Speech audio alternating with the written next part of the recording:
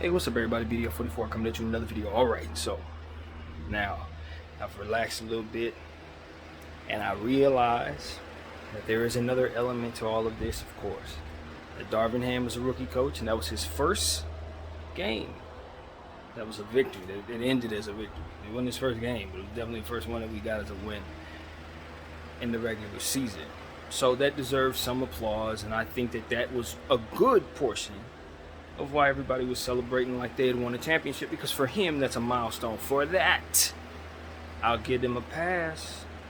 But don't think for 1 second that I'm backing off of any of that loser energy stuff that I was talking about. I still detect it. It's still there. But I do understand why they were acting up in the locker room the way that they were. I get it. But I still kind of feel the same way even about that, because at the end of the day, it's like, look, you got to keep the cameras off of that. Don't be proud of the display in the presence of what it is that we got going on with this losing streak. These individual me things are why we are bad. And you can clearly see why everybody's celebrating their own individual accolades. Now look, I'm with Coach Ham all day long. I've been saying clear everybody out. But you know, if you've been following me closely, he's been excluded from that. I still want him to be here. I would decimate the whole team and leave the coach and the emblem. He would be like, if I had to keep one thing about this team right now, it would be the coach. And so if they're celebrating him, well, then I gotta appreciate that too. But it's just other stuff going on around this team that ultimately makes it so that I'm still ready to blow it up. It's just like I said about Russell Westbrook. Even if he was doing everything perfect, even if we didn't have the insubordination issues or whatever you want to call it, I don't know if that's the right word. I don't think it is, but even if we didn't have him acting up, whatever you want to say, still need to get off the team because of the 47 and the fact that we need other stuff. You know, and it all really does come down to just how the foundation isn't stable based on everybody's individual status right now. You know what I mean? And we just talk a lot about it, but it is definitely clear to me that Darvin Ham was celebrating his first victory. And so I just want to acknowledge that. And not only that, but to say, it is good that we're winning. It is good that guys have started to improve. We do see hope that we can continue to get better. I see a lot of Laker fans are optimistic. You know what I mean? And that's good. But I'm always looking at things that I think a lot of other people are not looking at. And for me, I'm skipping a lot of steps as it pertains to what it is that my outlook and how I'm viewing the team. And I just think this all ends with us having a lot of years where we don't have a LeBron James, we don't have an Anthony Davis, but we do have a Damian Jones, only a lot more of them. While the rest of the league has a lot of young talent that are going to be flourishing left and right all over the place. And we're not going to be able to get high-level lottery talent unless they are asking for $200 million, $250 million, or whatever their contracts will be at that point. So when you look at the Lakers and you understand that this is on the horizon, and you see players like Zion and Wembanyama and all these guys coming in, you understand that what the Lakers are toying with in this era are going to leave our fans with a lot of trash basketball to pay for. Absolute garbage. And so while I can remove my disdain for the display that I saw this morning, or rather last night in the locker room, what I cannot do is remove the understanding that this team is playing with the future, believing in a team that it should not invest in for reasons that don't feel like basketball. Don't feel like we're trying to go after a championship, even though that's what people are telling us. It feels like something else, and I don't like any of it, regardless of what the truth is about it or how it actually is underneath the surface. From where I'm at, the vibes of it have soured. It's just not worth salvaging. And then I get frustrated about just the notion. It's like It's like a wicked respect, I guess is what I would call it. Wicked respect. You know how creative I am. This is a wicked respect.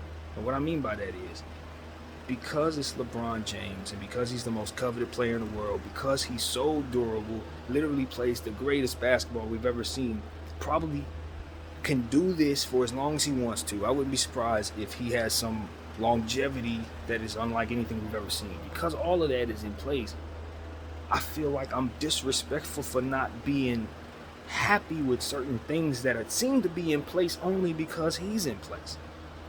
It's like, why? I don't like that dynamic so very much because of how my psychology is wired and how I don't like being trapped in certain situations and how, just my own personal thing. So when I see that dynamic attached to my team, it's like, well, wait a minute. So it's foolproof basically. I can't not like this, even though I don't like this. I can't say, yo, LeBron James, you're a great player, but this is nonsense surrounding you, brother, and I just think we can win another way.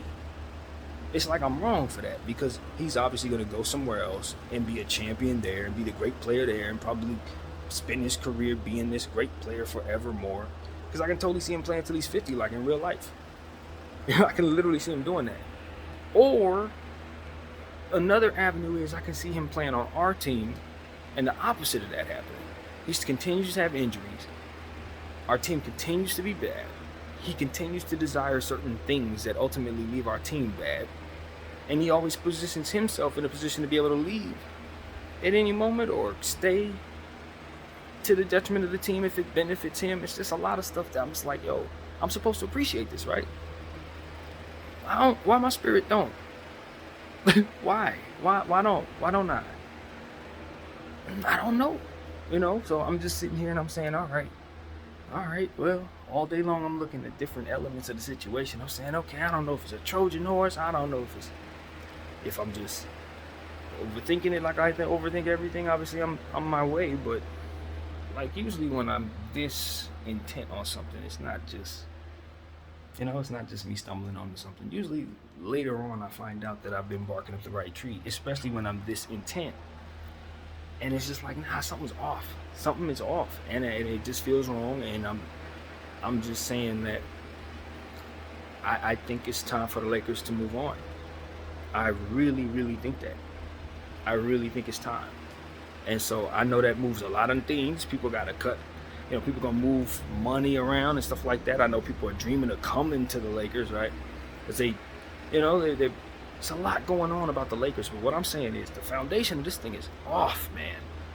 And people are making moves that just seem to reinforce more losing. And I sense it. I know better, man. And it's just like, yo, I would not. It hurts to say this. I would not bring anybody that I want to see win to this place right now. Just like I felt when Jim Buss was in control, it's the exact same way I feel right now. I just don't think the greatest right now. And it would be even more colorful language, but I'm stopping myself to say certain things because I just don't want to influence things in that way. But what I'm saying is, man, they got to make some changes. Simply put, the Lakers have to make some changes. That is all. It ain't deeper than that, man. We got to make some changes. It ain't about making trades. It ain't about giving away picks to get players. That's not the type of changes I'm talking about, ladies and gentlemen. No.